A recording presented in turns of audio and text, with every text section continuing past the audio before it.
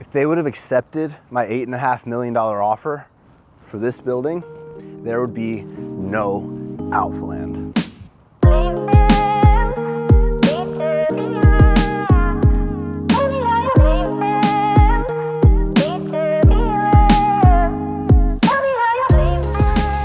Meant to do an egg white, fuck. Man, if I was on prep, that would suck. So we're trying this team that's coming to clean the house like once a week. And I don't know why, but I had some eggs out yesterday morning, and then they put the eggs here. They were refrigerated, but then they put them here. So I was like, Heidi, why are the eggs out? And then she's like, oh, eggs don't have to be refrigerated. But they've been in the refrigerator before. If you refrigerate eggs and then leave them out, are they still good? According to the USDA, refrigerated eggs should not be left out for more than 2 hours. Eggs are stored cold right after the hen lays the eggs. You know you can't crush an egg, right? Like if you from the top and bottom. Have you ever tried that? No, just put one. No, I promise you. Yeah, like that. You can't crush it. What? Yeah, it's like the structure of the egg. It's so strong. Oh, holy shit! I didn't know that. Yeah, but if you do it from the sides, you crush it easy. Yeah. Bro, that's wild. It's the geometry of the egg. Should I be a liar and like not use my recyclable dinner plates? Bro, look at the stack. Oh my god. Look, we have 4 plates. And none are dirty. You guys know, if you watched my last video, if you didn't, you gotta go click the link in the description box and go watch it, because I kind of make some big announcements, low key. So I'm trying to cut down to 195, maybe 190. And today I had my best weigh-in. Yeah, I hit 201.8 this morning, which is great. I'm also trying to like cut down on just like the chemicals and the bad shit. So real butter, okay? Whoa. Real butter.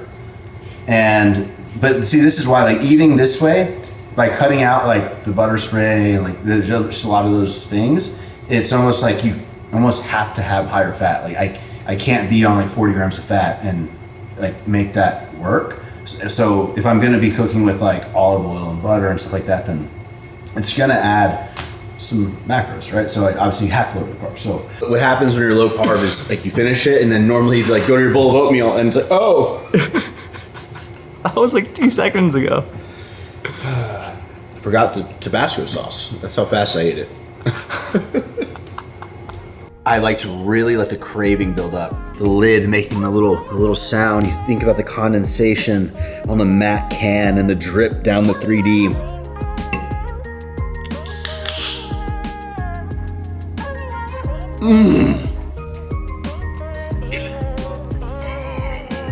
So I'll record on your phone after audio playing. Oh. Okay. That was good.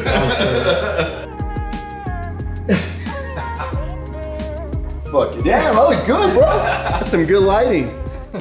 Story time. I want to take you guys back to early 2019. At this point, Alphaland had been open or running for 4 years. The gym was 2.5 years into like being open, and it was really kind of gaining its footing. And it was at the point where it was getting recommended to me by people that know way more than me about money and about finances and about real estate and about investments. It's time to buy a building, Christian. It's time to own something, to own property. You got to stop paying this rent. Your company's doing it's time to put your big boy pants on, and it makes sense. This is like the grown up way of making moves. Okay. It's not all about just tucking everything away in your savings. You got to, put your money into places that will make you money. Right. And I remember just having so many meetings, just like getting this feeling and like in that advice from so many people at this time. And I was, you know what? I'd be open to it. So I'm driving around. I'm looking for potential spots to move Alphalete into. Now, keep in mind, at this point, the gym we were renting at Summer Park Drive, maybe 10 minutes down the street from here, and at that time, not having many years under the belt, like buying a permanent spot for the gym seemed like an overwhelmingly large task that I was not prepared for. So for me, I was like, okay, I know the gym requires a lot of space. Let me look at the clothing, and I've got 3 to 5 employees. I want to look at something for us. I want to look at something for so we can design all the clothes, we can do all the back end, we can do all Shopify, we can have our conference room, and we can have a break room. And I was looking at something like that, right? So I came across this building that is right next to our home. Me and my Heidi's right here. Right next to our home, walking distance, on a lake. The most modern, beautiful building I've ever seen be around the Sugarland area. Sugarland's a lot of the office areas, everything looks very similar. There's not a lot of uniqueness in every building, that especially when you go into these lots, they're all tan brick, and they all have white signs. There's not a lot of variety, but this building was glass and tall, and it just looked like I had never seen anything like it before. And I came across it because there were 4 units available. Well, 1 was taken, but there was 3 to 5,000 square foot units available for rent. And I wanted to meet with the owner of the building, not to I literally went in and kind of baited it hey, I'm down to be a potential tenant, but are you down to sell it? Are you down to sell me this building? Because I want it. I want it, right? And I thought it could be perfect because I was like, you know what? There's 4 units that make up this building. It's right next to my house. One of the units, the biggest one, is already rented out and had a 10-year deal with Morgan Stanley. Morgan Stanley is this huge corporate bank, right? And I was like, okay, Morgan Stanley's downstairs. What if I put Alphalete upstairs and I rent out the other 2 units? That was kind of the thought. And so once he said, I'm just finishing building this place, but I would be open to selling it. And that kicked off a 6-month, all the way from January of 2019 until July of 2019. My goal was set. I knew what I wanted. The guy said, I'm open to it, and he had a price, and I was like, okay, we're going to make this work. I was like, perfect. It has 3 little pillars for learn more, dream more, be more. I was like, it has 3 lights, learn more, dream more, be more. I was sold, bro. I was like, this right here is it. This is it. Me and Nabil were walking it. We're like, this is the most luxurious thing we have ever seen in our entire lives. And so essentially, long story short, we spent about 6 months. I met with the architects. I was going to see the building very frequently. The owner was excited. He was like, yeah, I was still making offers. I wasn't hitting his number. He wanted $8.5 million for the building. That was his I'll sell it for 8.5. So I met with all my consultants, and even though I didn't spend so much time in that building, I really spent a lot of time with my people, my accountants, and I hired this good financial advisor, and we were breaking down all of my numbers and breaking down, okay, if I make this move, it actually kind of turns out that, the tax benefit, I could own my own space. There's already tenants, and if we can rent it out, and it was going to actually be making me money. Buying a $8.5 million building was going to be this, the path of that as an investment, and I got to use it some. It made sense. And so after all this consulting in these months, I finally came to the owner of the building, and I was like, sir, I'm ready. I mustered up the confidence. I built the confidence to go from not owning any sort of, to make this decision of this is going to be the move. This is where I'm putting all my eggs in this basket, and I'm going to buy this building. This is where Alphalete's going to live. right? And I wasn't so concerned about the gym because it was just a few years of that running, and it was making profit. We're paying rent, no big deal. But coming to find out, after I made the full-time offer. You go, okay, give me some time to think. And I'm just like, what do you mean give you some time? What?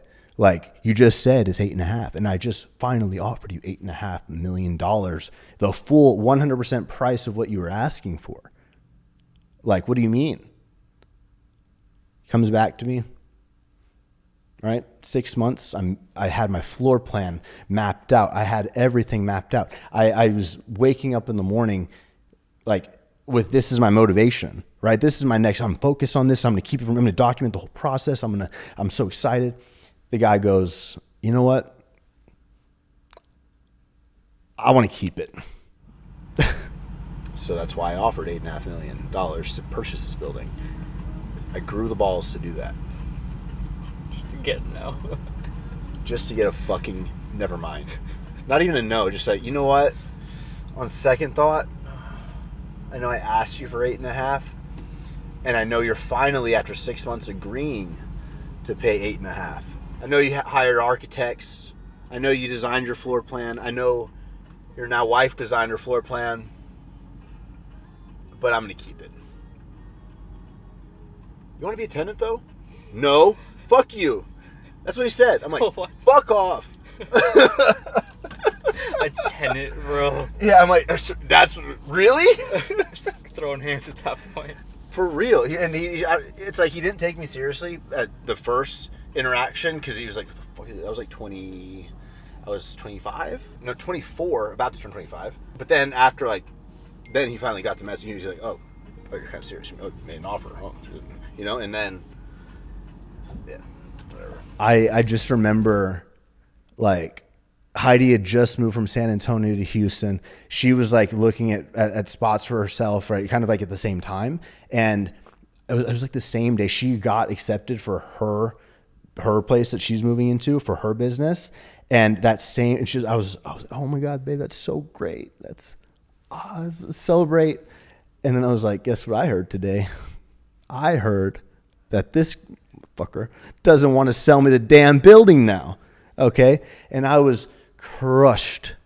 That was like a monumental moment for me because I had never like made any big purchases, I've never purchased property. I've never made offers. Yeah, I'd purchased my house, but that was the biggest thing at that point. This was like 8+ times my house, right?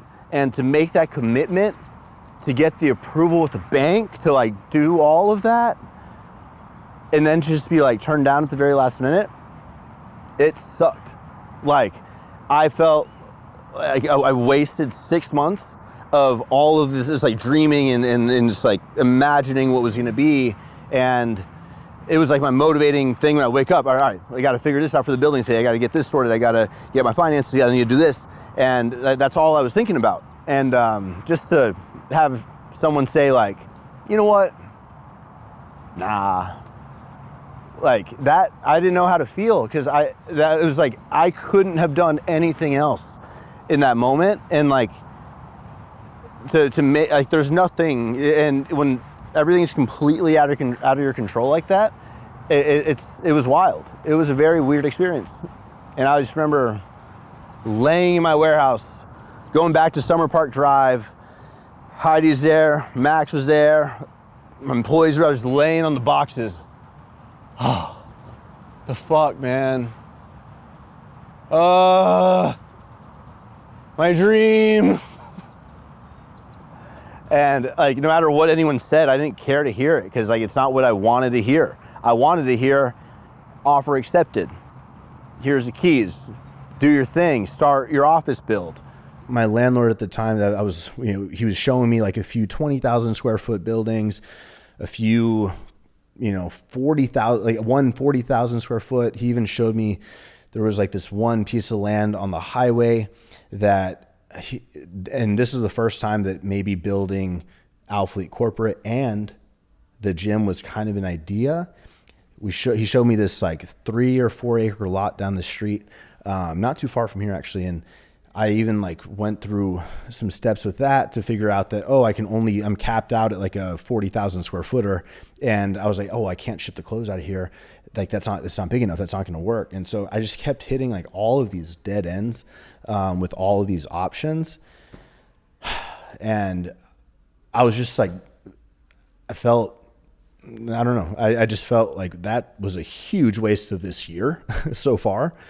And then one day we're working at the Summer Park offices, and Peyton comes in. Peyton is our landlord, not landlord, our real estate guy, right? And he goes, Christian, I got a weird property. I got an oddball here. Okay.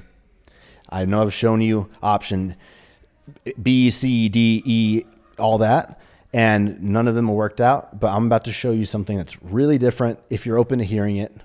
And I was like, what is it? What? So he comes and he goes, before you freak out, it's 18 and a half acres. 18 and a half acres. I've never owned a property. I don't know anything about like maintaining land and like in renovating anything. I've never even done like demo. I've never done construction. I don't like the option that I wanted was already done. It was perfect. It was modern. It was glass. It was beautiful. And this was like a different option of just a ton of cleaning up that needed to happen. It was 3 different buildings. It had like boats in the parking lot that was just gravel. And from the photos, I was like, bro, this is like a monster. Like Alphalete will never grow to fill this place. Like I have full confidence in the Alphalete clothing brand but I'm looking at like, we don't need all that. It sounds like a huge headache just to maintain, or like the property tax on it. It's like $110,000 a month. I'm like, bro, like, why are you showing me this? And Heidi actually was like, babe, let's just go see it, babe. Let's just go see it. And little did I know that I was, all right, fine. Might as well go. And little did I know that that's when we found Alphaland. And I remember coming to this property in the very front. The building, it was all tan. It didn't look good. There used to be like an oil drilling company here, and it had been like deserted for like 5-6 years. So when I did the tour, there was literally, it looked like a ghost town. There was like desks with like cereal boxes and just like writing on the dry erase boards everywhere. And it was so messy and so not what I was expecting. But it turned out like but when I walked this place and I finished through the first building, and now we have a hall that leads to the second gym, and it's all open and everything. And as soon as I opened that door and like saw that second building, it just, holy shit. Maybe this is the spot where I can put everything. Maybe this is the spot where that'll prevent me from having to keep moving. Cause I remember like I first started with like a small little warehouse, and then I had moved a lot of times with the same landlord, but he had different size units. But every year or 2 years, I was like re-signing leases. I was needing more and more space. Like our clothing inventory was growing. And so I really needed more space. And for the first time walking this place, it clicked. I was like, holy shit. What if I did like upstairs?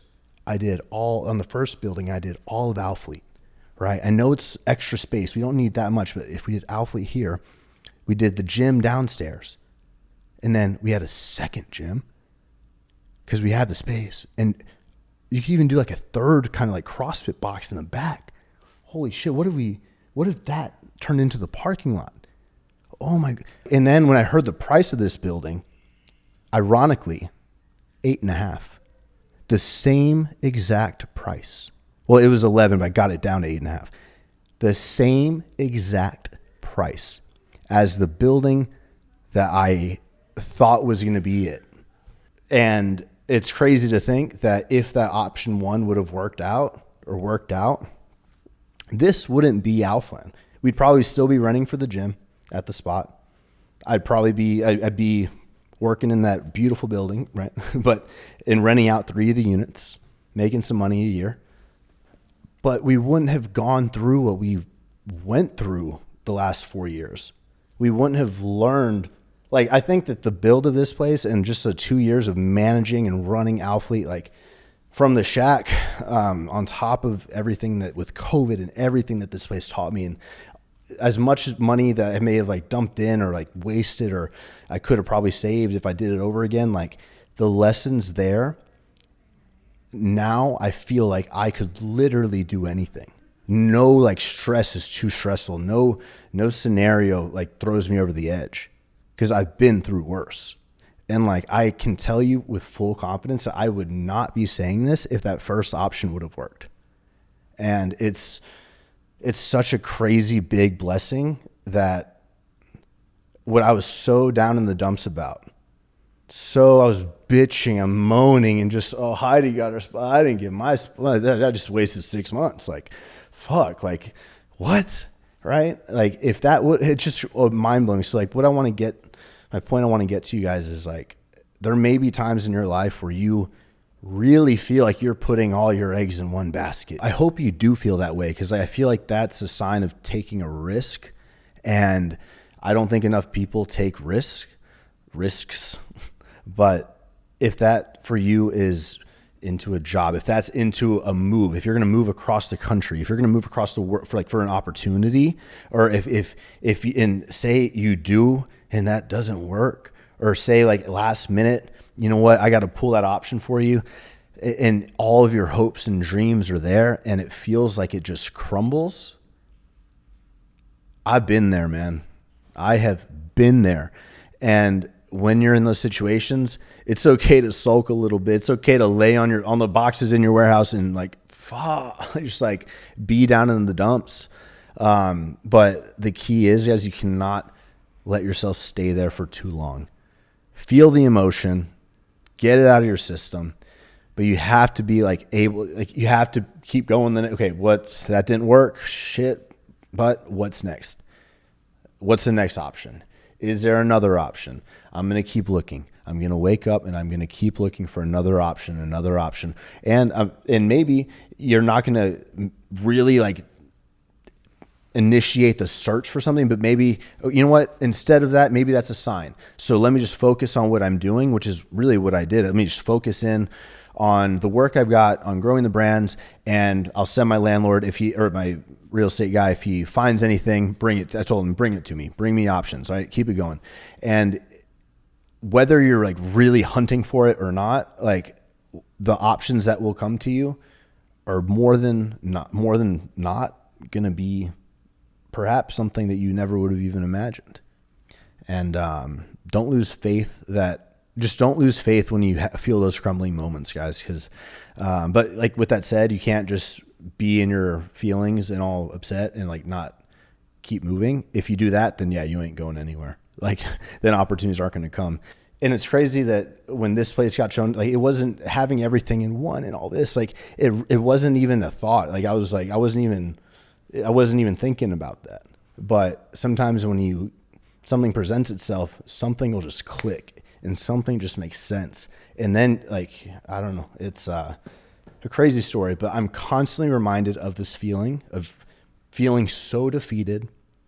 And every single time I walk Nala in the morning and I see that building, every single time I take that street to my house, I see the building, and it's beautiful, but that's not Alphaland, man. That's not Alphaland.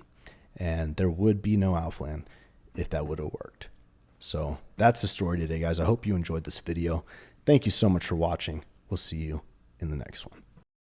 Your head. Come here. Don't hit my head. I'm not gonna hit your head. I just did my makeup. I'm not gonna hit your head. Okay, put your finger here and at the bottom, like that. Yep. Squeeze as hard as you can. Crush the egg. I can't crush the egg doing that. I can't. See, she knew that. Did you know that? But you didn't know that you can leave them out?